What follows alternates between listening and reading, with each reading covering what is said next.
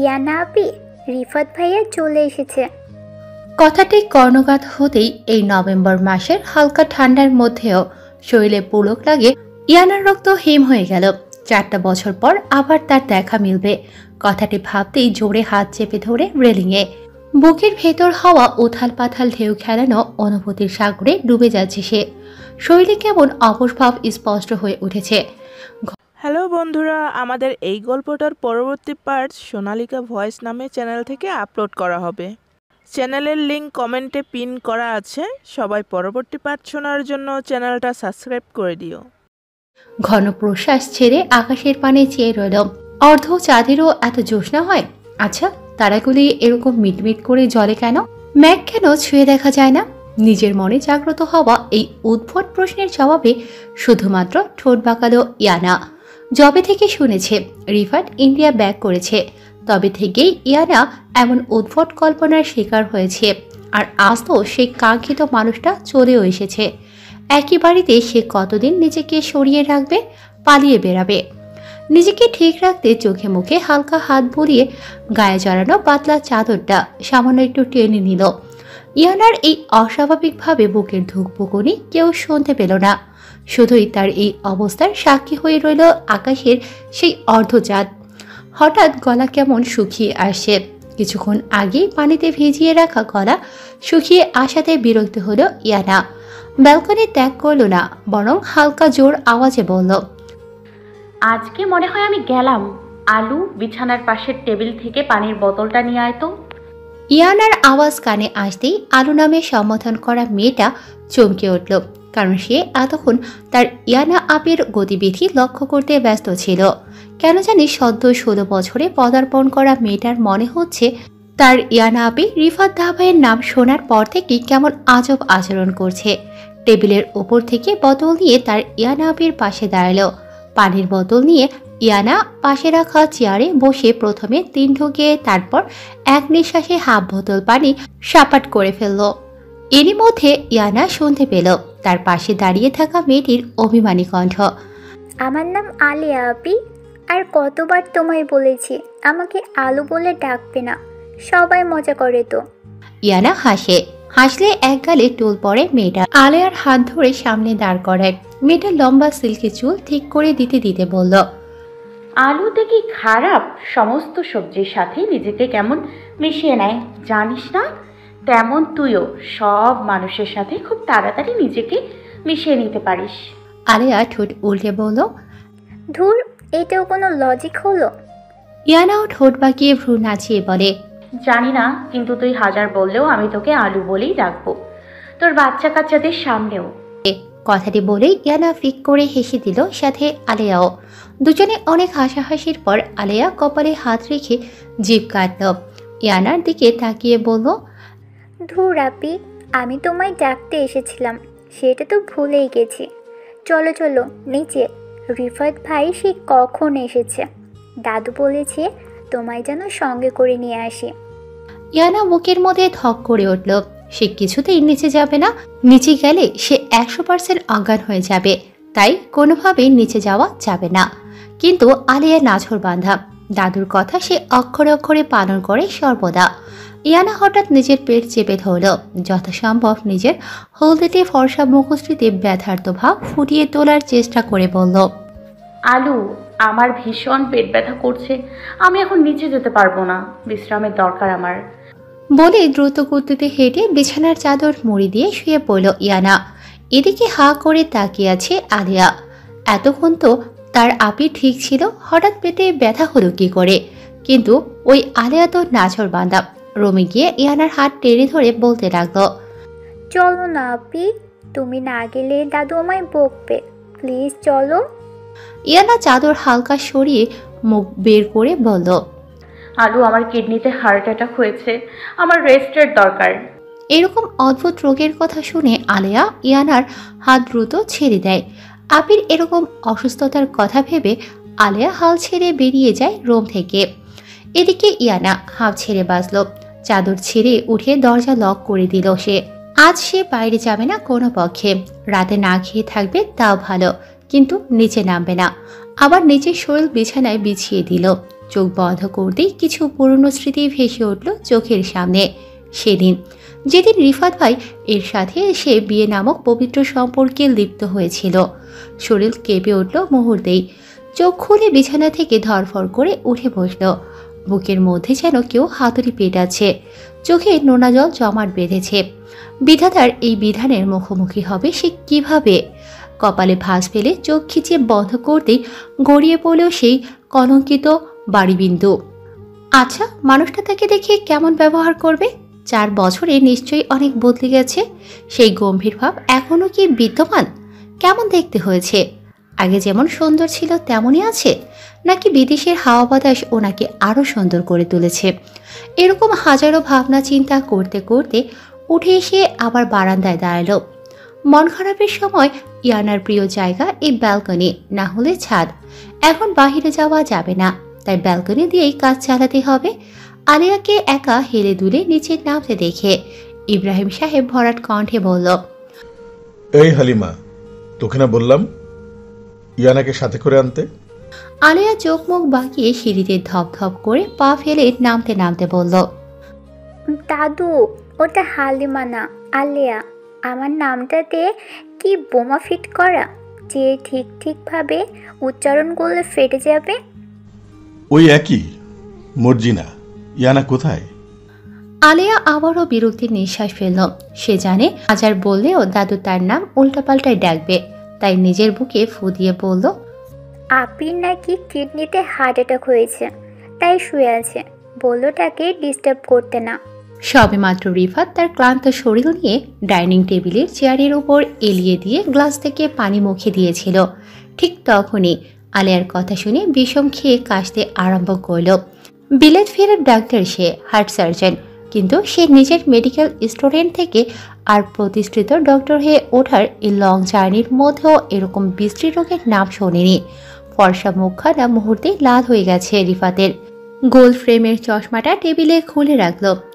রিফাতের কাশির শব্দে রান্নাঘর থেকে ছুটে এলো মিসেস আশফিয়া। সাথে মেয়ের অদ্ভুত অসুস্থতার কথা শুনতে পেয়ে এগিয়ে আসে ইয়াসমিন বেগম। মিসেস আশফিয়া ছুটে আসলে ও রিফাতের কাছে গেলেন না। পা দুটো স্থির জমিয়ে রাখলেন রিফাতের নিকট হতে 2 পা দূরে।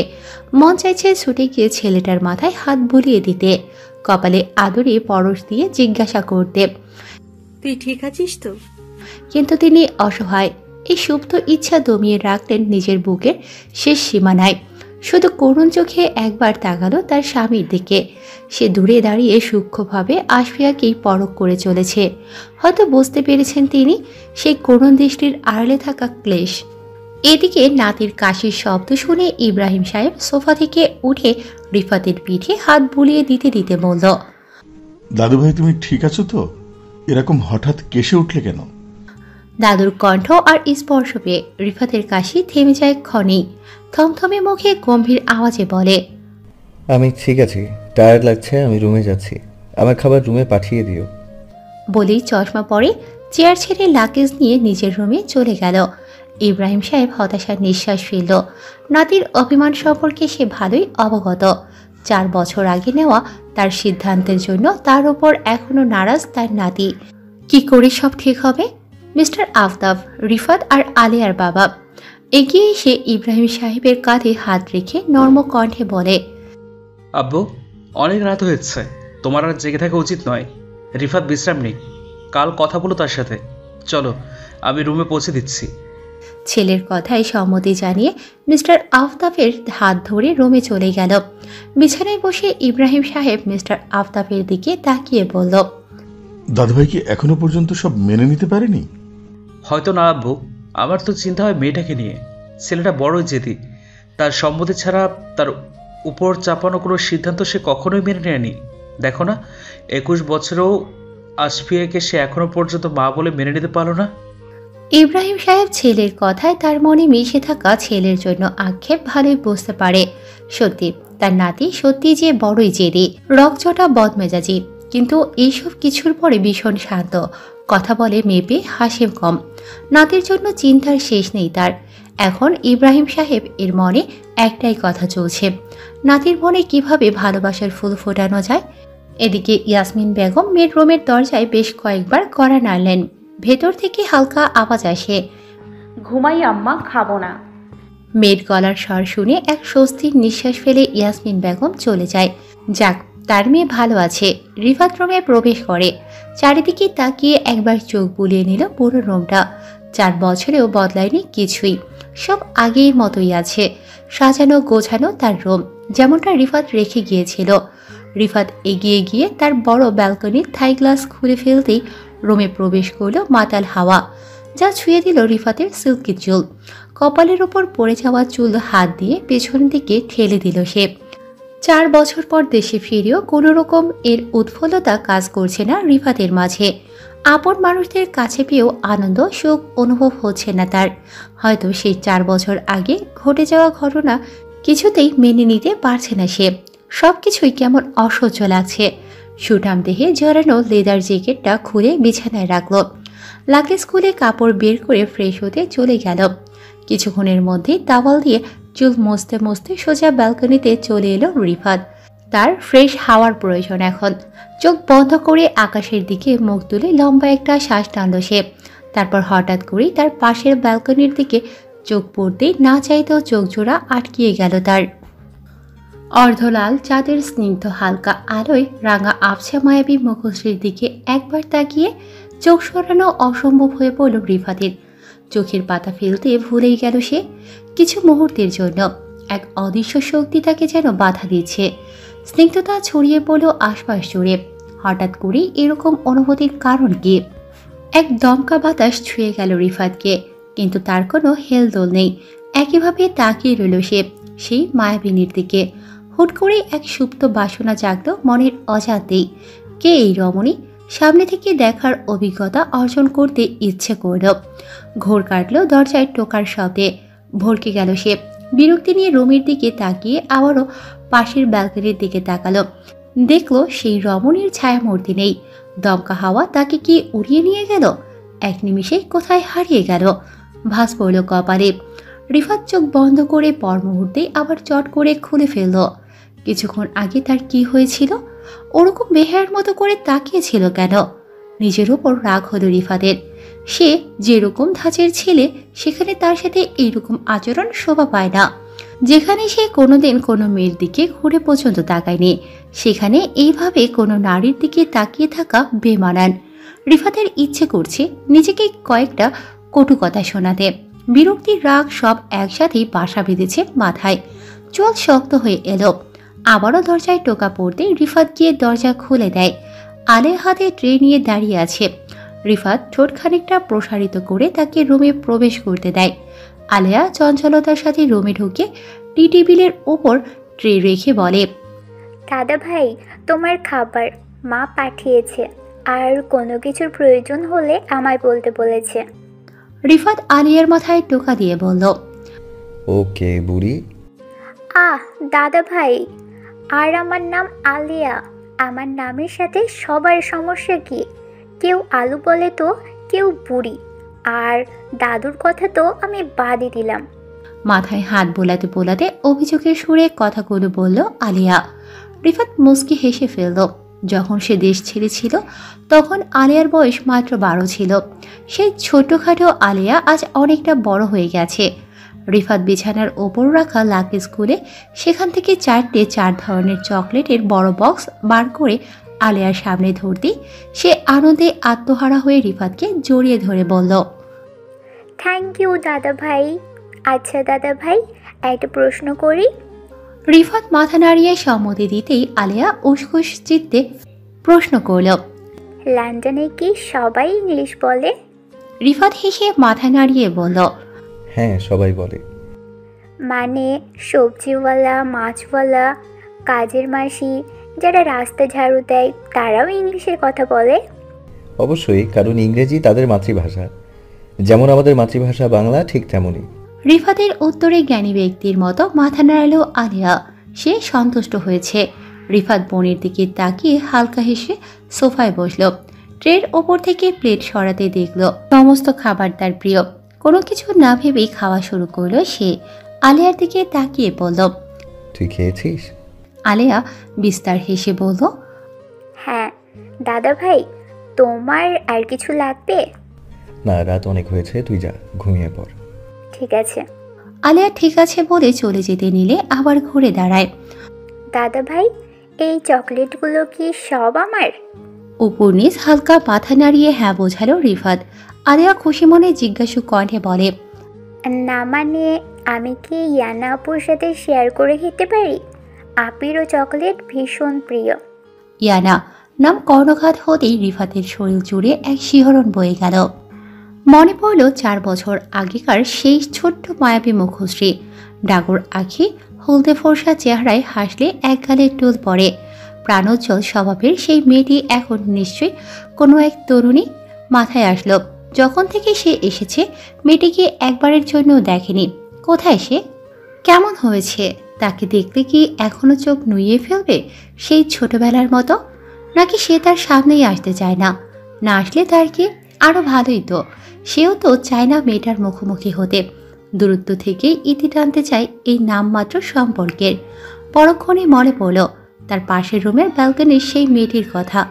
না চাইতো ভাবনার মধ্যেই থেকে রিফাত প্রশ্ন করে বসল, পাশের রুমটা কার? আলিয়া চঞ্চলিত কণ্ঠে বলল, পাশের রুমটা ইয়ানা আপির। ভড়কে গেল রিফাত। বুকটা কেমন ধক করে উঠল। তার বুঝতে আর বাকি থাকলো না যে তখন যাকে দেখে এক মুহূর্তের জন্য পলক ফেলতে ভুলে গিয়েছিল সে আর কেউ না, ইয়ানা, তার বৈবাহিক স্ত্রী, যাকে সে এখনো পর্যন্ত মেনে নিতে পারেনি। আর ভবিষ্যতে পারবে কিনা সেটাও তার অজানা। যাকে না দেখেই ইতি টানতে চেয়েছিল, তাকে দেখতেই পলক ফেলতে ভুলে গিয়েছিল সে। নিজের মনকে বুঝ দিতে চাইছে যা হয়েছে তা শুধুমাত্র একটা কোইন্সিডেন্স, আর কিছুই না। কারো মায়ায় ভালোবাসায় দ্বিতীয়বারের মতো সিক্ত হতে চায় না সে। এই ভয়ঙ্কর অনুভূতির থেকে নিজেকে দূরে রাখতে চায়, কিন্তু আদৌ কি তা সম্ভব? প্রায় 15 মিনিটের বেশি হতে চলল ইয়ানার শরীর কেঁপে চলেছে। বারবার রিফাতের তাকানোর মুহূর্তের কথা স্মরণে আসে। কি গভীর চাহনি ছিল তার। ভাবতে ইয়ানার শীত দাঁড়াবে শীতল স্রোত উপর দিকে উঠে যাচ্ছে। কেন যেন না চাইতো একরাশ লজ্জা ঘিরে ধরেছে ইয়ানাকে। বুকের মধ্যে কেমন ঢিপ ঢিপ আওয়াজ হচ্ছে। রিফাত তাকে ভালোভাবে দেখতে না পেলেও সে সম্পূর্ণভাবে দেখেছে রিফাতকে। ভাগ্যিস তার ব্যালকনির লাইট অফ ছিল। পুরোপুরিভাবে রিফাতের দিকে না তাকালেও কোনা চোখে সবটাই পরখ করেছে সে। রিফাত রুমের দিকে না দেখলে সে হয়তো ব্যালকনিতে অজ্ঞান হয়ে পড়ে যেত। আর কিছু মিনিট থাকলে দীর্ঘ 4 বছর পর লোকটাকে আবার দেখল। তার ধারণা মতেই রিফাত আগের থেকে আর অনেক হ্যান্ডসাম হয়ে গেছে। সুপুরুষ সে আগাগোড়ায় ছিল। 5 ফুট 9 ইঞ্চি লম্বা সুঠাম দেহ, সিল্কের চুল, চাপদাড়ি, গভীর চোখ আর একই গম্ভীর চেহারা। বিদেশি হাওয়া পানি মানুষকে রূপে বদলায়, গুণে নয়। ইয়ানা ছোট্ট করে নিঃশ্বাস ছাড়ল। ভাবতেই কেমন হয় যে লোকটা তার স্বামী শুধুই নামের। বিয়ের রাতেই সে পাড়ি জমিয়েছিল ভিনদেশের উদ্দেশ্যে। যাওয়ার আগে একবারও ফিরে তাকায়নি তার দিকে। তখন বিয়ে নামক পবিত্র সম্পর্কের কথা না জানলেও বয়স বাড়ার সঙ্গে এই সম্পর্কের পবিত্রতা আর বন্ধনের কথা জানতে পারে ইয়ানা। রাত গভীরের সাথে ভাবনা চিন্তা গভীর হতে শুরু করেছে। দুই মানবীর আঁকিতে কখন ঘুম ধরা দিয়েছে টের পায়নি দুজনে। পূব আকাশে উঠেছে রবি চাচুপ। নারকেল গাছের আড়াল থেকে ছড়িয়ে দিচ্ছে নিজের উষ্ণতা। নাম না জানা পাখিদের কিচিরমিচির শব্দ, সাথে বাড়ছে মানুষজনদের কোলাহল। হয়তো কিছু সময় পরেই পুরোপুরিভাবে জেগে উঠবে এই ব্যস্ত শহর। পায়ের তলায় নরম কিছুর ছোঁয়া পেতে ইয়ানা পিটপিট করে চোখ খোলে। পরক্ষণে ভয়ে ধরফড়িয়ে ওঠে। চাদর সরিয়ে পায়ের দিকে তাকাতেই দেখল তার পোষা বিড়াল মিশি।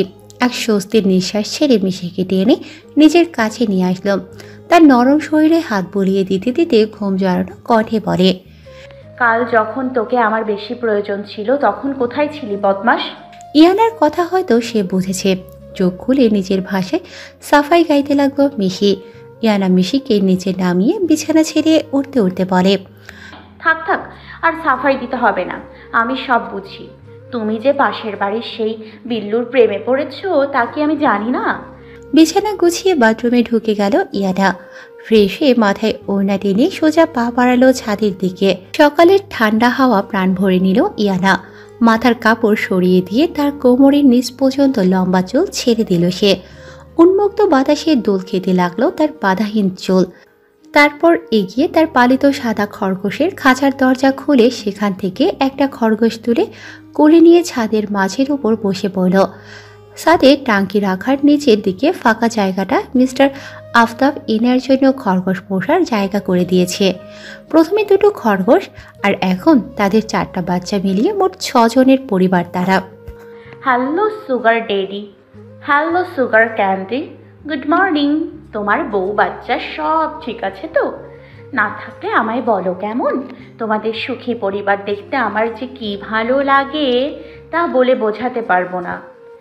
এইরকম নানা রকমের কথা বাচ্চাদের মতো বলে চলেছে ইয়ানা, তার কোলে থাকা খরগোশটির পিঠে হাত বোলাতে বোলাতে। কতগুলো পোশাক দিয়েছে তার কোনো ঠিক নাই। উন্মুক্ত সুঠাম শরীরের কিছু অংশে ঘাম জমেছে রিফাতের। উঠে বোতল থেকে পানি পান করে তা থেকে কিছুটা নিজের মুখে ছিটিয়ে নিল। রেলিংয়ের ওপর রাখা তার ওভারসাইজ টি শার্ট গায়ে জড়িয়ে রেলিং ধরে দাঁড়ালো। চোখ বন্ধ রেখে কিছুক্ষণ ভারী নিঃশ্বাস ফেল। হঠাৎ কারো কথা বলার আওয়াজ কানে আসতেই ভ্রু কুঁচকাল। হাত উঠিয়ে ঘড়ির দিকে তাকিয়ে দেখল 7:45 বাজে।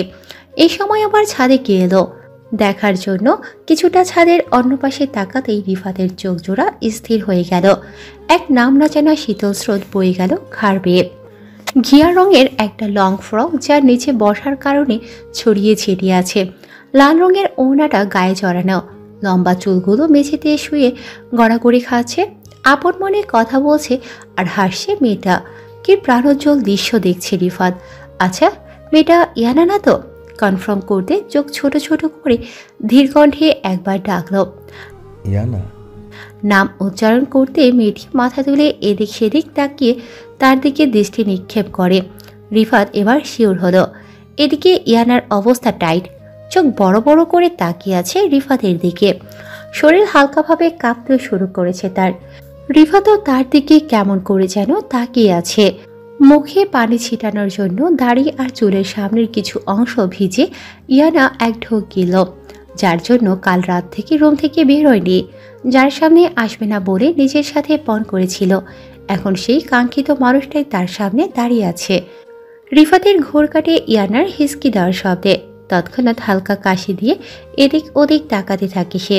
নিজের উপর প্রচুর পরিমাণে রাগ হচ্ছে রিফাতের। ঘন প্রশ্বাস ছেড়ে আর চোখে ইয়ানার দিকে তাকায়। মেয়েটা এখনো তার দিকে বড় বড় চোখে তাকিয়ে হিসকি তুলছে। তার তাকানো দেখেই চোখ নামিয়ে নিল। প্রচণ্ড ভয় পেলে, ঘাবড়িয়ে গেলে বা এক্সাইটেড হইলে ইনায়ার এরকম হিসকি ওঠে, যা রিফাতের জানা। এটা ইনায়ার ছোটবেলার অভ্যাস। তবে কি ইয়ানা রিফাতকে দেখিয়ে ভয় পেল নাকি অন্য কিছু ভাবল রিফাত। রিফাত ইয়ানার সান্নিধ্যে গিয়ে তার হাতে থাকা পানির বোতলটা এগিয়ে দিল তার দিকে। এক পলক রিফাতের দিকে তাকিয়ে ঝট করে পানির বোতল নিয়ে পানি খেতে লাগলো ইয়ানা। কিছুটা পানি ঠোঁটের কোণ বেয়ে গলা থেকে নিচের দিকে নেমে যাচ্ছে, যা দেখে রিফাত অপ্রস্তুত হয়ে পড়ল। সময় ব্যয় না করে ছাদ থেকে নিচে নেমে গেল সে। আর ইয়ানা অবাক হয়ে চেয়ে রইল রিফাতের যাওয়ার দিকে। হালকা পানির জন্ম নিল চোখের কোণে। 4 বছর পর তাকে দেখে কথা পর্যন্ত বলল না রিফাত। রিফাত যেন এক অদ্ভুত যন্ত্রণা দিয়ে গেল ইয়ানার মন মাঝারে। টেবিলে নাস্তা সাজাচ্ছে মিসেস আশফিয়া আর ইয়াসমিন বেগম।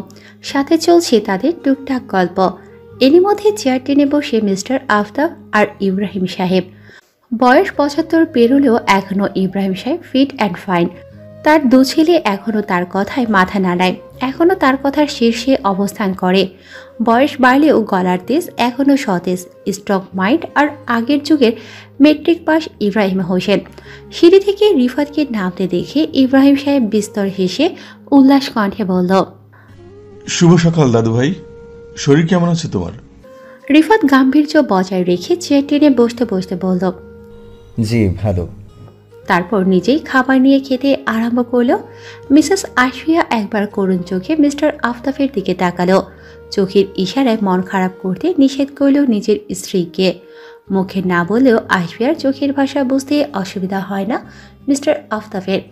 ইব্রাহিম সাহেব নাতির দিকে তাকিয়ে এক দীর্ঘশ্বাস ফেলল। তার নাতিও তারই মতো। তিনি যেন নিজেরই প্রতিচ্ছবি দেখতে পায় রিফাতের মধ্যে। ইয়ানা আর আলেয়া দুজনেই মেন ডোর থেকে চঞ্চলিত পায়ে বাড়ির মধ্যে প্রবেশ করতেই ইয়াসমিন বেগমের চোখ পড়ে তাদের দিকে। জোর গলায় বলে, তোরা দুইজন কোথায় গিয়েছিলি? আর ইয়ানা, তোর নাকি শরীর অসুস্থ আর এখন এরকম ঢেই ঢেই করে ঘুরে বেড়াচ্ছিস? ইয়ানা আর আলেয়া একে অপরের দিকে তাকিয়ে জিভ কাটল। দুজনেই গুটি গুটি পায়ে ডাইনিং টেবিলের কাছে এগিয়ে আসে।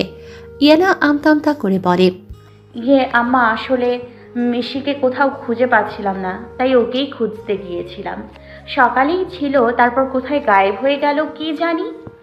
এই মেয়েকে নিয়ে আর পারি না, সারাদিন ওই বিড়াল, খরগোশ, মাছ এদের নিয়েই পড়ে থাকে।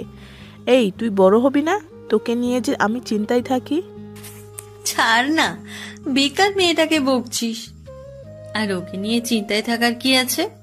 ও নিজের খেয়াল নিজে রাখতে পারে, তাই না? মিসেস আশফিয়া ইয়াসমিন বেগমকে থামিয়ে দিল। প্রিয় আন্টিমা ইয়ানার পক্ষ নিতে মনটা নেচে উঠল তার। একটা টাইট হাক করতে ইচ্ছে করল মিসেস আশফিয়াকে। পরিস্থিতির কারণে ইচ্ছেটাকে দমিয়ে রাখল ইয়ানা। আলিয়া বকা খাওয়ার ভয়ে সুরসুর করে মিস্টার আফতাবের পাশে বসে পড়ল। ভাব এমন যেন সে ইয়ানার সাথেই ছিল না। ইয়ানা মাথা নিচু করে দাঁড়িয়ে রইল, একদম ইনোসেন্ট মেয়ে। এরকম বকা সে প্রায় খায়, তাই তার অভ্যেস হয়ে গেছে। চোখ তুলে একবার টেবিলে চোখ বোলাতে রিফাতকে আপন মনে খেতে দেখল। এই চেনা মানুষদের মাঝেও নিজেকে কেমন অচেনা করে রেখেছে। আশেপাশের কাউকে মনে হয় চোখে পড়ছে না তার। কি ভাব! মনে মনে ভাবলো কেটে পড়বে এখান থেকে, লোকটার ধারে কাছেও যাবে না সে। চলে যেতে নিলে ইব্রাহিম সাহেব বলল, ইনু মামুনি, আসো, বসে খেয়ে নাও। দাদু, আমার না খিদে নেই, পরে খাবো। মেয়ের কথা শুনে খেকিয়ে উঠল ইয়াসমিন বেগম। বলল, এই খিদে নেই রে? কাল রাতেও রুম থেকে বেরোসনি, ডিনারও করিসনি তুই, এখন আবার খিদে নেই কি? চুপচাপ খেতে বসবি। ঠোঁট উল্টে ফেলল ইয়ানা। এখন তার হাত পা ছড়িয়ে কাঁদতে ইচ্ছে করছে। যার থেকে দূরত্ব বজায় রেখে চলতে চাইছে সে। সবাই যেন ইয়ানাকে তার দিকে ঢেলে দিচ্ছে। ইয়ানা অন্য পাশে চেয়ার টেনে বসতে নিলেই দাদু বাধা দিয়ে বলল, ইনু, রিফাত দাদু ভাইয়ের পাশে বসো। এবার সত্যি দুঃখে ইয়ানার চোখের কোণে পানি জমল। রিফাতের কোনো হেলদোল নেই, সে কিছু না শোনার ভান করে খেয়ে যাচ্ছে। খাওয়াটাই যেন তার প্রথম লক্ষ্য এই মুহূর্তে। ইয়ানার মন চাইছে চেয়ার সমেত রিফাতকে ফ্লোরে আছাড় মারতে, কিন্তু তার শরীরে এত জোর নেই, আর না আছে সাহস। দাদুর আদেশ ফেলতে না পেরে ইয়ানা রিফাতের পাশে খালি চেয়ারে বসে। প্লেটের খাবার যেন গলা থেকে নামতে চাইছে না। এক অস্বস্তি ঘিরে ধরেছে ইয়ানাকে। ডান পাশের বাহুটা কেমন শিরশির করছে, পেট গুড়গুড় করছে, দৌড়ে পালাতে মন চাইছে। এই রিফাত নামক মানুষটার ধারে কাছেও থাকতে চাইছে না। মানুষটার সান্নিধ্য মনে প্রাণে উত্থাল পাতাল ঢেউয়ের সৃষ্টি করছে। রিফাত, তোমার নার্সিংহোমের কাজ তো প্রায় শেষ, এরপর কি করবে ভেবেছো? মিস্টার আফতাবের আওয়াজ কানে আসতেই রিফাত নড়ে চড়ে বসে। হালকা গলা কেশে গম্ভীর স্বরে বলল, আমার সব আগে থেকে ঠিক করা, কিছু কাজ বাকি আছে, সেগুলো হয়ে গেলেই একটা দিন দেখে ওপেনিংটা সেরে ফেলবো। ছেলের কথায় মাথা নাড়ায় মিস্টার আফতাব। ছেলের দক্ষতা সম্পর্কে তার কোনো সন্দেহ নেই। আগাগোড়া ছেলে তার কাজ ভুলভাল করেই গুছিয়ে নিতে জানে। কখনো হেল্পের প্রয়োজন পড়লেও মুখ ফুটিয়ে বলে না। আর এই 4 বছরে তো কথা বলাটাই ছেড়ে দিয়েছে সে।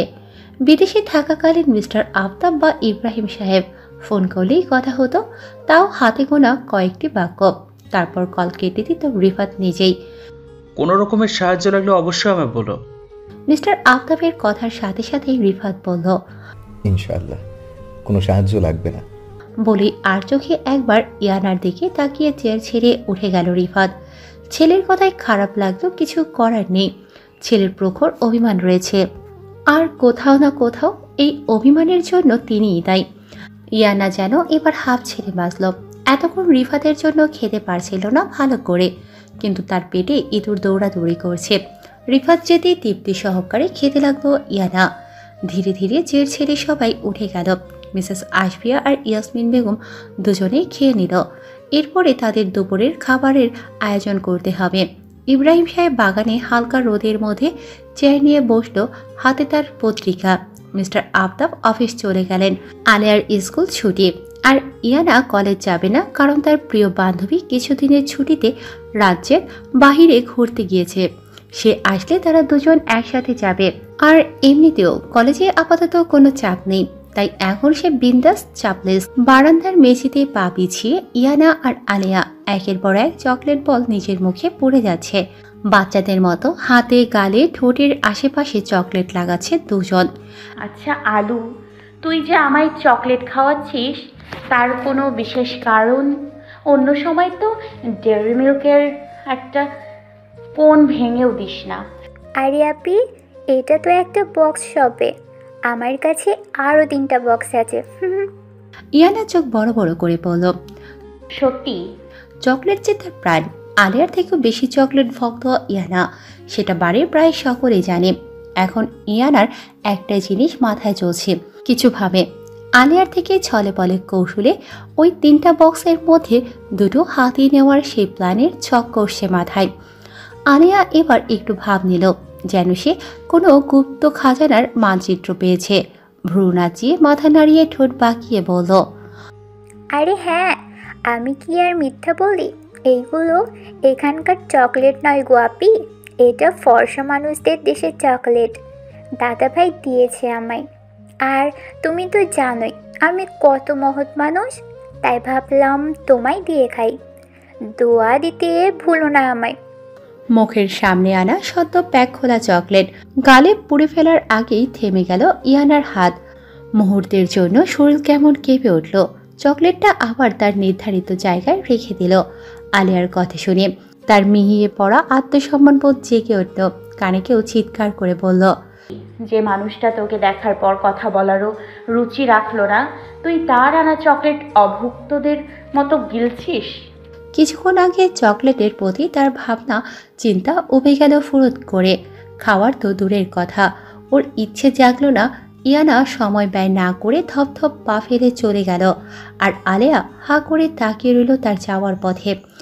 আপির আবার কি হলো? বলে কাঁধ নাচিয়ে চকলেট গালে পুড়ে নিল। মনে মনে এটা সেটা বলছে আর ছোট গোল কাচের জারের মধ্যে থাকা একটা গোল্ডফিশকে তার খাবার দিচ্ছে ইয়ানা। মাছটা তার ভীষণ শখের। মায়ের কাছে হাজার বায়না করার পর সে পেয়েছে এই ফিনকে। মিশিকে তার ধারে কাছেও আসতে দেয় না। নিজের পড়ার টেবিলের ওপর যতন করে রাখা। পড়ার সময় পড়বে আর ফিনের সাথে কথা বলবে, এটা যেন ইয়ানার অভ্যাসে পরিণত হয়েছে।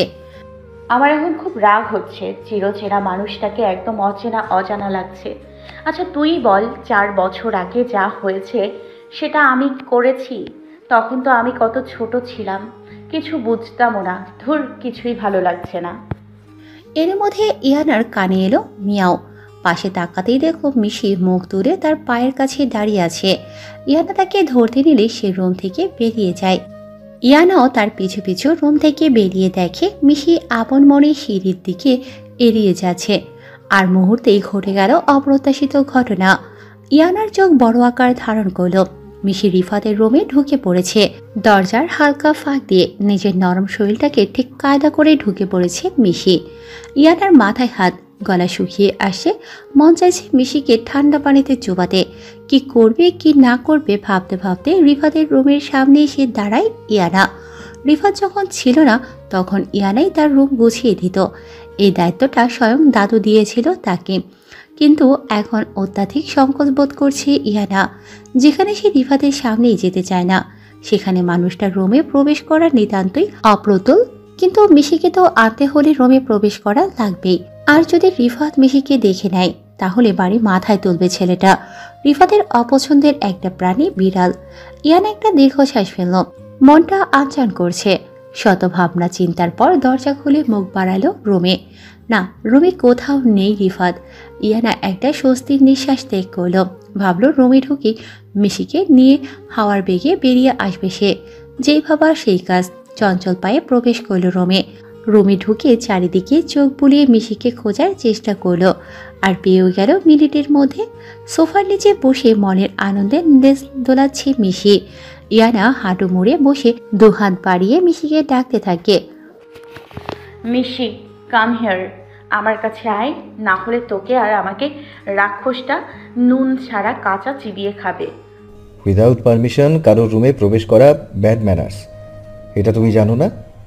রাশভারী কণ্ঠে চমকে উঠল ইয়ানা। শির দ্বারা শিরশির করে উঠল। মুহূর্তে নিঃশ্বাস হলো ঘন। গলা শুকিয়ে শরীর কেঁপে উঠল প্রবল। পিছনে তাকানোর সাহস হলো না। চঞ্চল মেয়েটা হঠাৎ করে স্থির হয়ে গেল। থমকে গেল রিফাতের বলা তুমি ডাক শুনে। অবাক হলো। 4 বছরে কি মানুষ এতটা বদলে যায়? প্রশ্ন করল নিজেকেই। মিয়াও শব্দ কানে আসতেই ইনিয়া ভরকে গেল। চটজলদি হাত বাড়িয়ে মিশিকে কোলে তুলে নিল। পেছনে না ঘুরে রুম থেকে বেরিয়ে যাওয়ার জন্য উদ্যোগী হতেই টান পড়ল ইয়ানার বাহুতে। ইয়ানাকে হ্যাঁচকা টানে নিজের সান্নিধ্যে নিয়ে আসলো রিফাত। সে কেন এমনটা করলো তা রিফাতের অজানা। ইয়ানা ঘাবড়িয়ে যায়। হঠাৎ আক্রমণ বুঝ সীমানা অতিক্রম করে তার। ছোট মনে সৃষ্টি হয় সীমাহীন ছটফটানি। বুক ধুরহুর করছে। রিফাতের প্রশস্ত উন্মুক্ত বুকের সাথে তার বাঁশির মতো নাক টোকা খেতে ইয়ানা চোখ তুলে তাকায়। মেয়েটার দৃষ্টি এমন যেন প্রদীপের নিভু আলোক শিখা যা হালকা ফুদেলে নিভে যাবে। কিশোরী বয়স পেরিয়ে তরুণী বয়সে পদার্পণের পর এই প্রথম কোনো পুরুষের এত কাছে, আর পুরুষটা যদি হয় তার স্বামী। ছোঁয়া একদম পবিত্র। কোমরের তাওয়াল জড়ানো, যাকে বলে অর্ধনগ্ন। হালকা দমে ভরা বুকে পানির বিন্দু বিন্দু ফোটার সাথে চাপদাড়ি আর চুলেও যা রিফাতের ললার ছুঁয়ে চোখের সামনে এসে পড়েছে। ইয়ানা ভারী নিঃশ্বাস ফেলে চোখ অন্যদিকে ঘুরিয়ে নিল। শরীর কেমন আলগা হয়ে আসে। হাত কাঁপছে তার কোলে থাকা মিশি অবলা হয়ে তাকিয়ে আছে তাদের দিকে। নিজেকে একদম গুটিয়ে ইনায়ার বুকের সাথে মিশিয়ে নিয়েছে মিশি। কিছু জিজ্ঞাসা করলাম, উত্তর না দিয়ে যাও কোথায়? ইয়ানা এবার তেতিয়ে উঠল। রিফাতের দিকে তাকিয়ে ফুঁসে উঠে বলল, চোখে দেখেন না মিশিকে নিতে এসেছিলাম, নাকি চোখে সমস্যা? আর হ্যাঁ, আমি জানি কারোর রুমে উইদাউট পারমিশন প্রবেশ করা ব্যাড ম্যানার্স। শুধু মিশি আপনার রুমে ঢুকে পড়েছে বলে এই রুমে এসেছি, না হলে এই রুমের দিকে তাকানোরও কোনো ইচ্ছে নেই আমার। আরো শক্ত করে চেপে ধরে ইয়ানার বাহু। বিস্মিত হয় ইয়ানার কথা শুনে। যে মেয়েটা ছোট থেকে তার দিকে দৃষ্টি দিয়ে কথা বলতো না, সে কিনা আজ তার দিকে তাকিয়ে কঠিন কণ্ঠে কথা বলে। বেশি অবাক হয় ইয়ানার বলা আপনি তো শুনে। সহসা রাগের সৃষ্টি হয়। ইয়ানার এরকম আচরণ রিফাতের কাছে এক বিস্ময়কর ব্যাপার। ইয়ানা নিজের হাত ছাড়ানোর চেষ্টা করতে গেলে রিফাত তাকে আরো বেশি নিজের কাছে টেনে নিয়ে আসে। মিশি আর থাকতে না পেরে ইয়ানার কোল থেকে ফ্রুত করে লাফ দিয়ে বেরিয়ে যায়। ইয়ানা চোখ বড় বড় করে তাকিয়ে রয় মিশির যাবার পানে। হাঁক দিয়ে দুবার ডাকেও। কে শুনে কার কথা? এবার ইয়ানা চোখ পড়ে রিফাতের দিকে। লোকটা কেমন লাল রঙা দৃষ্টি নিয়ে তাকিয়ে আছে তার দিকে। চোয়াল শক্ত। ইয়ানা ভয়ে এক ঢোক গেলে এতক্ষণ হারিয়ে যাওয়া ভয় হুট করেই হানা দেয় ইয়ানার ছোট্ট মস্তিষ্কে। বাহুতে ব্যথা অনুভব হচ্ছে। অজানা কষ্টে কান্না পাচ্ছে প্রচুর। গলা ভারী হয়ে আসছে। কানে সে দৃষ্টি নিক্ষেপ করে মিহি কণ্ঠে উচ্চারণ করল, ছাড়ুন, ব্যথা পাচ্ছি। রিফাত ফট করে ছেড়ে দেয় ইয়ানার বাহু। ছাড় পেতেই ইয়ানা অন্য হাত দিয়ে রিফাতের ধরে রাখা জায়গায় হাত দেয়। ব্যথায় টনটন করছে। রিফাত অন্যদিকে ঘুরে দাঁড়ায়। উদাম পিঠে ঘর্মবিন্দুর সৃষ্টি হয় যা ইয়ানার চোখ এড়ায় না। 2 আঙ্গুলে কপাল ঘষে নিজেকে শান্ত রাখার চেষ্টা করে রিফাত। সে কিভাবে নিজের নিয়ন্ত্রণ হারিয়ে ফেলেছে? এতটা বেপরোয়া আচরণের কারণ রিফাত নিজেও জানে না। অস্বস্তিতে ঘিরে ধরেছে তাকে। গভীর দুটো নিঃশ্বাস ছেড়ে বরাবরের মতো গম্ভীর গলায় বলে, বেরিয়ে যাও, আর এরপরে ওই বিড়ালকে আমার রুমে দেখলে তার শাস্তি তুমি পাবে। ইয়ানার দিকে না তাকিয়ে কথাগুলো বলল রিফাত। রিফাতের বলা কথাগুলো ইয়ানার আত্মসম্মানে ধাক্কা দিল। মুহূর্ত অতিক্রম করল না। প্রস্থান করল রিফাতের রুম থেকে। প্রতিজ্ঞা করল ভূমিকম্প হোক কিংবা ঘূর্ণিঝড়, ঝড় আসুক কিংবা তুফান, এই মানুষটার রুমে সে দ্বিতীয়বার প্রবেশ করবে না। কিন্তু আদতেও তা কি সম্ভব? প্রকৃতি যে তাদের জন্য অন্য কিছু লিখে রেখেছে। হাতে ঘড়ি পড়তে পড়তে সিঁড়ি বেয়ে নেমে আসছে রিফাত। হয়তো কোথাও যাচ্ছে। ড্রয়িং রুম পেরিয়ে মেন ডোরের সামনে যেতে নিলে কানে আসে মিসেস আশফিয়ার মোলায়েম কণ্ঠ, কোথায় যাচ্ছ বাবা? রিফাত পিছনে ঘুরে হালকা গলা কেসে বলল, জি, একটু কাজ আছে, ফিরতে রাত হবে। আশফিয়া মৃদু হেসে বলে, আচ্ছা সাবধানে যাও। গাড়ির চাবি আছে তোমার কাছে? ছোট কথা বলে রিফাত আর দাঁড়ালো না। লম্বা লম্বা পা ফেলে চলে গেল সে। মিসেস আশফিয়ার রিফাতের যাওয়ার দিকে তাকিয়ে মেকি হাসি দিয়ে ছোট্ট নিঃশ্বাস ছাড়ল। সময় জলের প্রবাহ ধারার ন্যায় বয়ে যাচ্ছে। রিফাতের বয়স যখন 8, তখন সে বিয়ে করে এসেছিল এই সংসারে। সদ্য আগত আশফিয়াকে মিস্টার আফতাবের মা সবার সাথে পরিচয় করিয়ে দেওয়ার পর রিফাতকে নিয়ে আসি তাকে আশফিয়ার পাশে বসিয়ে দিয়ে তিনি বলেছিলেন, তোমার থেকে আমরা কিছুই লুকাইনি, তুমি সব জেনেই আমার বড় ছেলের হাত ধরেছ। পেটে ধারণ না করলেও এটা তোমার প্রথম সন্তান, তোমার বড় ছেলে রিফাত। আপন মার থেকেও বেশি আগলে রাখতে হবে রিফাতকে, তোমার বর শ্বশুর আর আমার কলিজার টুকরো। তাই কোনো ধরনের কমতি আমরা বরদাস্ত করব না। তা বলে তুমি বাচ্চা নিতে পারবে না সেটা কিন্তু নয়, অবশ্যই নিতে পারবে, কিন্তু এক চোখে নুন আর এক চোখে তেল সেটা করো না। রিফাতের দাদি কথাগুলো বলেই উঠে চলে যায়, কিন্তু রেখে যায় এক বিশাল দায়িত্ব আকাঙ্ক্ষা। সদ্য বিবাহিত 21 বয়সী আশফিয়া যেন একসাথে দুটো সম্পর্কে মিশ্রিত হয়ে গিয়েছিল, যে দুটো সম্পর্ক ছিল অত্যন্ত মূল্যবান সূক্ষ্ম, যা শুধু যত্নের সাথে টিকিয়ে রাখা সম্ভব। সত্যি সে তো সব জেনেই মিস্টার আফতাবের হাত ধরেছিল। তার সুন্দর আচরণ, কথা আর অমায়িক ব্যবহারে মোহিত হয়েছিল আশফিয়ার হৃদয়। তাই হয়তো এক ছেলের বাবা জেনেও সম্মতি জানিয়েছিল এই বন্ধনে আবদ্ধ হওয়ার। আফিয়া পাশে তাকালো, দেখল এক শুভ্ররাঙা মায়াবী চেহারার ছেলেকে, যে টুকুর টুকুর নয়নে তাকেই দেখে চলেছিল। হয়তো ভেবেছিল এই নতুন মানুষটিকে। আশফিয়া মৃদু হেসে তার মুখে হাত বুলিয়ে দিল। মনটা প্রবল আশারে ঢেকে গেল। কান্না পেলেও এটা ভেবেছে এই ছেলে তার এইটুকুন বয়সে মা হারিয়েছে, আর অন্যদিকে আনন্দের অনুভূতি যে এই ছেলের মা হওয়ার সৌভাগ্য অর্জন করেছে সে। রিফাতকে দেখে তার মাতৃত্ব জেগে উঠেছে। এই ছেলেকে ভালো না বেসে সে থাকবে কি করে? যে একবার রিফাতকে দেখবে সে তাকে আদর করতে বাধ্য। আর আশফিয়া তো এই সংসারে এই বাড়িতেই থাকবে, সে কি করে এই বাচ্চাকে দূরে সরিয়ে রাখবে? সে তো আগলিয়ে নেবে রিফাতকে নিজের বুকের ভেতর, মাতৃ ভালোবাসা উজাড় করে দেবে। আশফিয়া রিফাতকে নিজের সামনে দাঁড় করিয়ে তার দুটো হাত নিজের হাতের মুঠোয় নিয়ে মৃদু হেসে বলে, তুমি জানো আমি কে? রিফাতের মনের প্রশ্ন আশফিয়ার মুখে শুনে বিচলিত হয়ে ডানে বামে মাথা নাড়াতেই আশফিয়া বিস্তার হেসে বলে, আমি তো তোমার মা। কথাটি কর্ণঘাত হতেই রিফাত ভ্রু কুঁচকে ফেলল। আশফিয়ার হাতের মুঠো থেকে নিজের হাত ছাড়িয়ে খুবই অল্প স্বরে বলল, আমার মা তো থানাদের দেশে চলে গেছে। আমার আব্বু বলেছে তুমি আমার মা না, তুমি আমার মা না।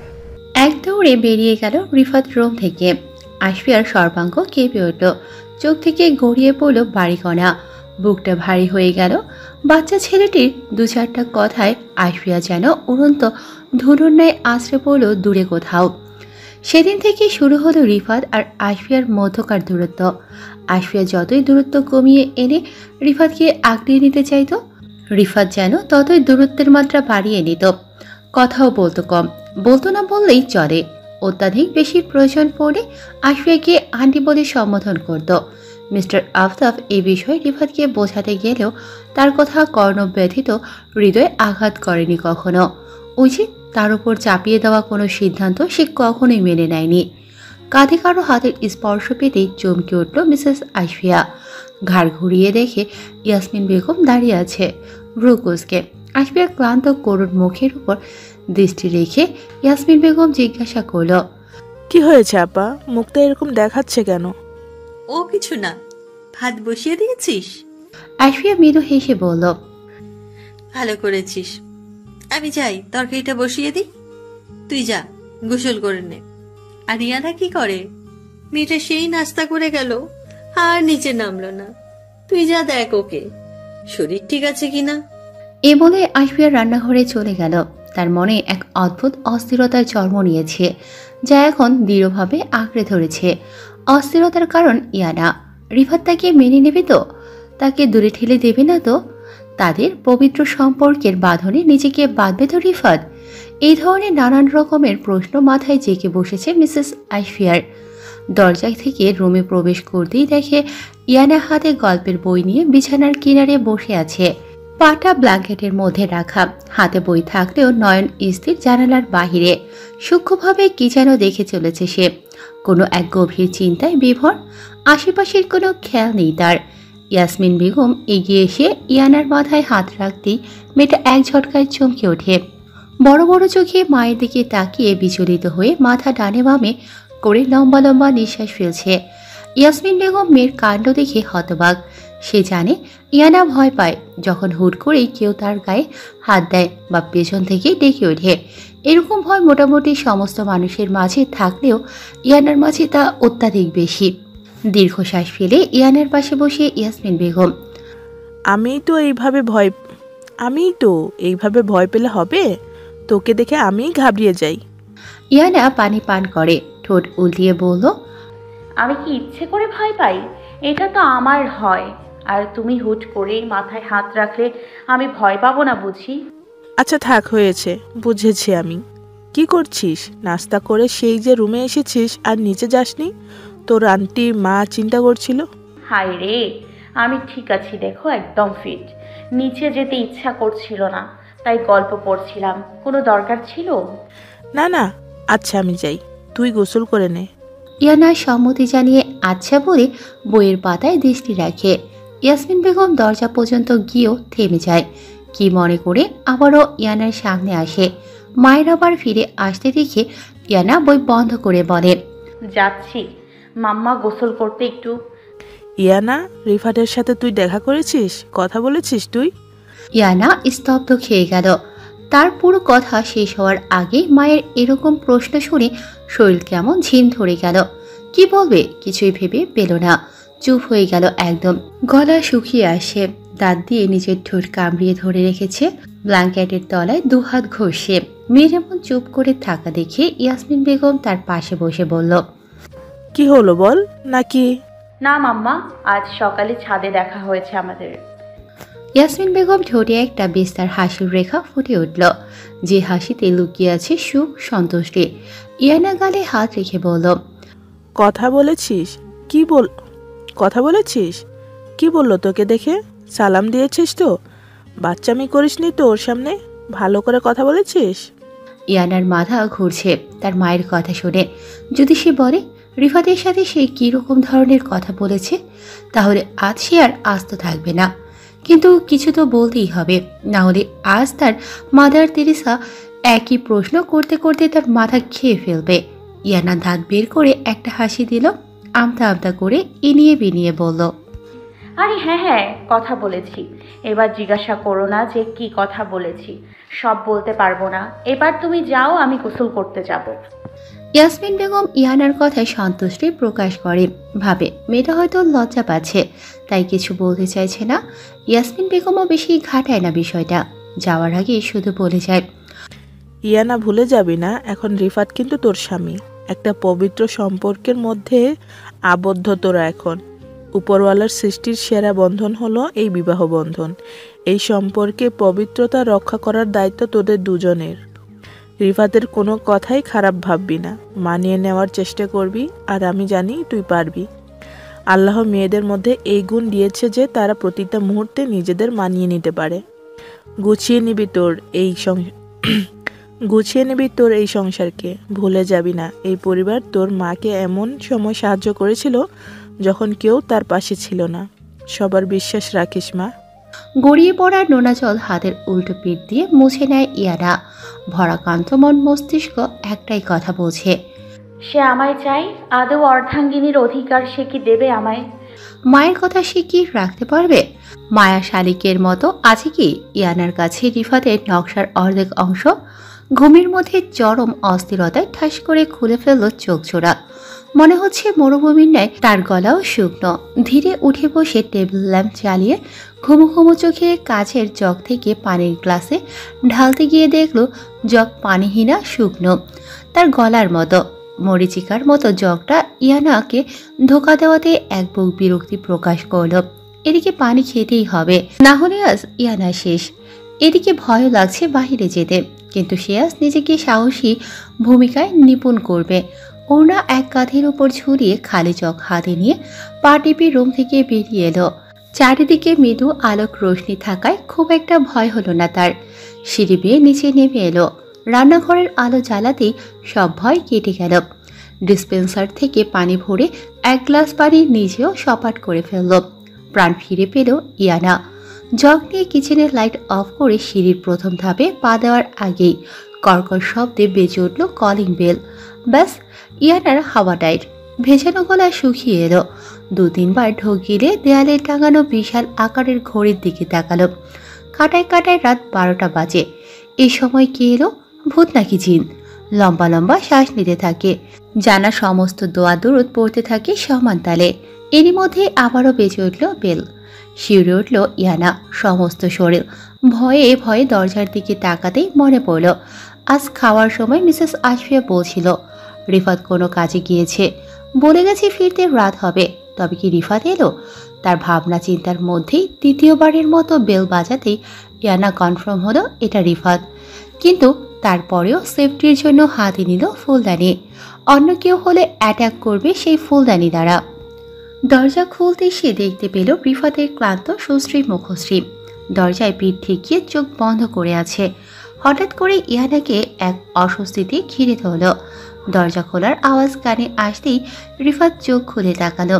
দেখল ইয়ানা মৃদু দৃষ্টিতে তার দিকেই তাকিয়ে আছে। মেয়েটা এখনো জেগে কেন? মনে প্রশ্ন জাগলেও মুখে প্রকাশ করল না।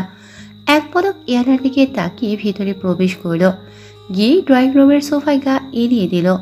ভীষণ ক্লান্ত সে। সরকারি অফিসগুলোর চক্কর, নার্সিং হোম এর কাজ নিয়ে কেটেছে তার সারাদিন। ইয়ানা দরজা লাগিয়ে দিল। রিফাতের অবস্থা দেখে তার খারাপ লাগলো।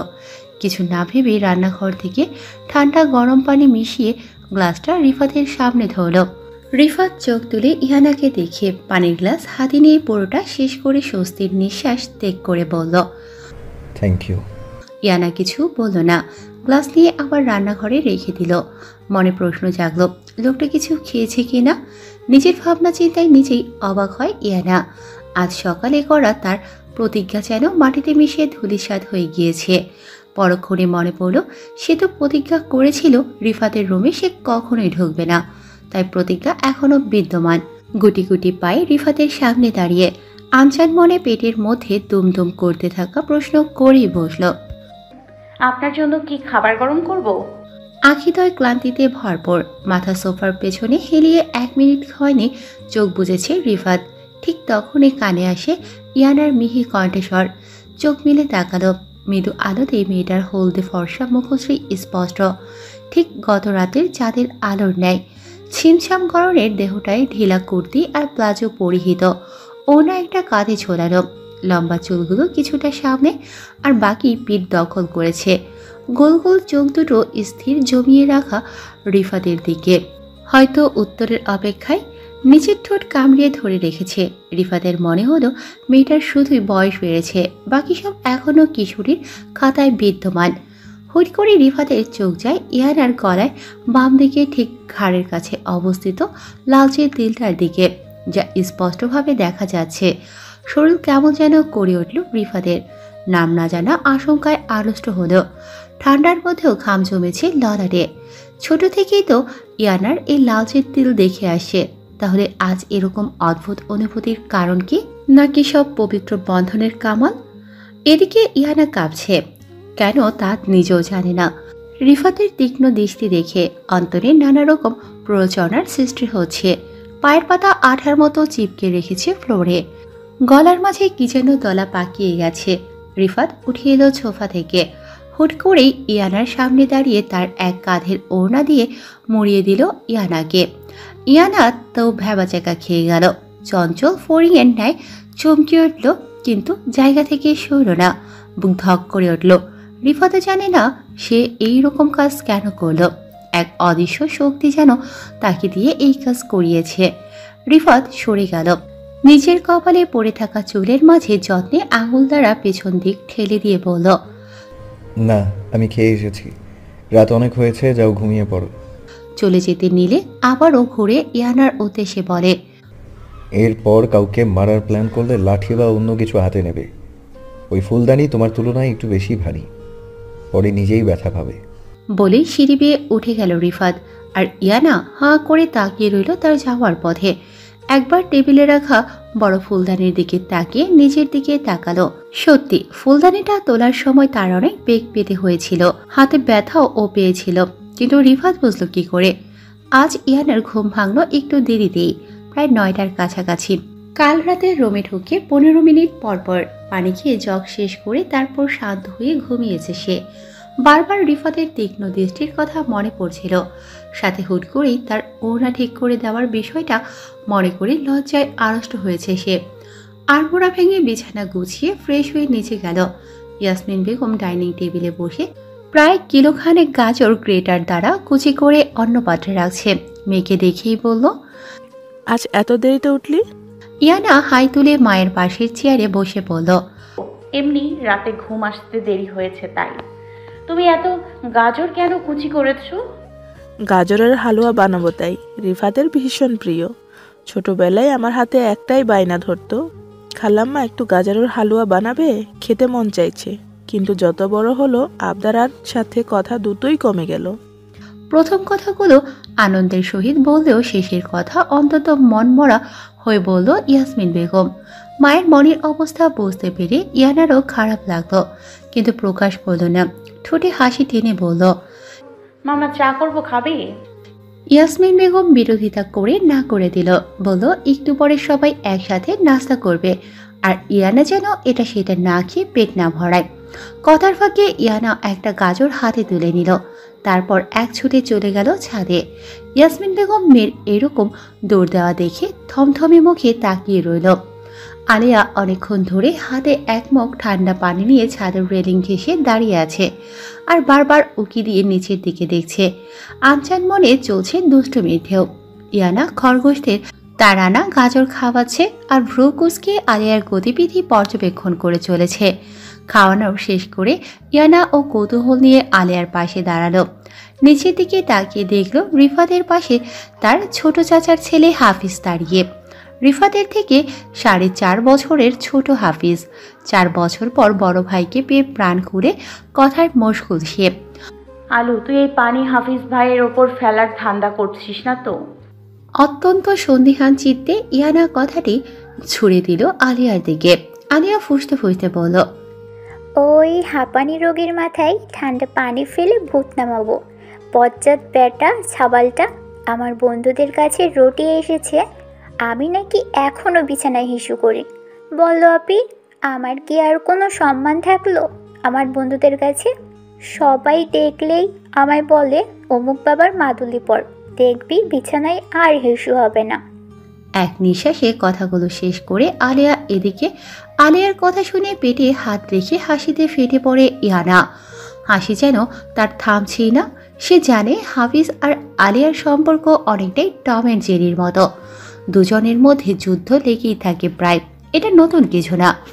আলিয়া অপেক্ষা করছে কখন তার দাদা ভাই আড়াল হবে আর সে মগের পানিটা হাফিজের গায়ে ফেলবে, আর তার অপেক্ষার অবসান ঘটে গেল তাড়াতাড়ি। এই সুযোগ ছাড়ল না আলিয়া। ফ্রিজ থেকে আনা মগ ভর্তি বরফ ঠান্ডা পানি একবারই ঢেলে দিল নিচের দিকে। এক মুহূর্ত অপেক্ষা না করে দিল দৌড়। একবার নিচের দিকে তাকিয়েও দেখার প্রয়োজন রাখলো না যে পানিটা পড়েছে কার গায়ে। এদিকে আলিয়াকে দৌড়ে পালিয়ে যেতে দেখে ইয়ানা হাসি থামিয়ে ভ্রু কুঁচকে নিচের দিকে তাকালো। রিফাত কাক ভেজা হয়ে কটমট দৃষ্টিতে উপর দিকেই তাকিয়ে আছে, আর ইয়ানাকে উকি দেওয়া দেখে বুঝে নেয় এটা ইয়ানার কাজ। ঠান্ডা পানি মাথায় পড়ার সাথে সাথেই রিফাতের মাথায় যেন আগুন ধরে উঠল। এ ধরনের বেয়াদবি তার একেবারে অপছন্দের। ব্যাস বড় বড় পা ফেলে উদ্যোগী হয় ছাদে যাওয়ার। এদিকে ইয়ানার অবস্থা কাহিল, বুক ধরফর করছে তার। বারবার ঢোক গিলে গলা ভেজাচ্ছে সে। না, আর এক মুহূর্ত সে ছাদে থাকবে না, না হলে সে আজ শেষ। ভাবনা চিন্তার পাট চুকিয়ে সে ছাদের দরজার সামনে আসতেই কারোর সাথে ধাক্কা খেয়ে দুপা পিছিয়ে যায় সে। সামনে তাকাতেই ইয়ানার আত্মারাম শুকিয়ে যায়। প্রাণ পাখিটা যেন ওই উড়াল দেবে দূর আকাশে। রিফাতের রক্তবর্ণ চোখ দেখে মনে হচ্ছে ইয়ানাকে একটু করে গিলে ফেলতো। রিফাতের রাগ সম্পর্কে ইয়ানার বেশ ভালোই অভিজ্ঞতা আছে। ইয়ানা হাত মোট করে পেছন দিকে হাঁটতে হাঁটতে কাপা সুরে মাথা ডানে বামে নাড়িয়ে বলল, আমি করিনি, বিশ্বাস করেন আমি পানি ফেলিনি। কে শুনে কার কথা? রিফাতের কোনো পার্শ্ব প্রতিক্রিয়া নেই। সে সমান তালে ইয়ানার দিকে এগিয়ে আসছে। ইয়ানা বুঝলো তার আজ রক্ষে নেই, তাই পালাবে। কিছু ভাবেই সে পালাবে। যেই না এক ছুটে রিফাতের পাশ কাটিয়ে পালাতে যাবে, অমনি রিফাত ইয়ানাকে ধরে ফেলল। এক টানে নিজের সান্নিধ্যে নিয়ে এলো আর জোর হাতে চেপে ধরল দেয়ালের সঙ্গে। ইয়ানা এবার রাগে ফুঁসতে লাগলো। দাঁতে দাঁত চেপে চটপট করতে করতে নিজেকে ছাড়াতে চেষ্টা করে বলল, ছাড়ুন আমাকে, ছাড়ুন না, ব্যথা পাচ্ছি আমি। আমি বললাম তো আমি পানি ফেলিনি আপনার গায়ে, ওটা আলু। না, আর বলতে পারল না। রিফাত কল চালিয়ে পাইপ হাতে নিয়ে ইয়ানার মাথার উপর ধরতেই পানিতে জুবুথুবু অবস্থা হলো তার। মাথা থেকে পা পর্যন্ত ভিজে একাকার হয়ে গেছে ইয়ানা। শরীরের কাপড় লেপটে গেল, ওঠানামা শরীর স্পষ্ট হতে শুরু করলো। লজ্জায় নিয়ে গেল মেয়েটা। শরীর কেঁপে উঠছে ক্ষণে ক্ষণে। কিছু না করেও এই শাস্তি তার কাম্য নয়। সীমা অতিক্রম করল ইয়ানার রাগ, অভিমান। তার কথা একবারও কি শোনা যেত না? ঠান্ডায় কাঁপতে শুরু করলো। লজ্জায় আর রাগে কান্না পাচ্ছে প্রচুর। রিফাত ইয়ানার দিকে তাকাতেই চমকে উঠল। চোখগুলো ইয়ানার ভাঁজে যুক্ত শরীরে আটকিয়ে গেল তার। পরক্ষণে চোখ ফিরিয়ে হাতে থাকা পাইপ ছুঁড়ে ফেলল অন্য পাশে। কি হয়েছিল তার হঠাৎ? একটু কি আয়ত্তে আনা যেত না তার রাগ? অস্বস্তিতে জর্জরিত হলো রিফাত। কিছু বলতে নেবে তার আগেই শোনা গেল ইয়ানার মিহি কাপা কণ্ঠস্বর। ভীষণ বাজে আপনি। আমায় এই পরিস্থিতিতে না ফেলে একেবারে ছাদ থেকেই ফেলে দিতেন, তাহলে শান্তি হতো আপনার।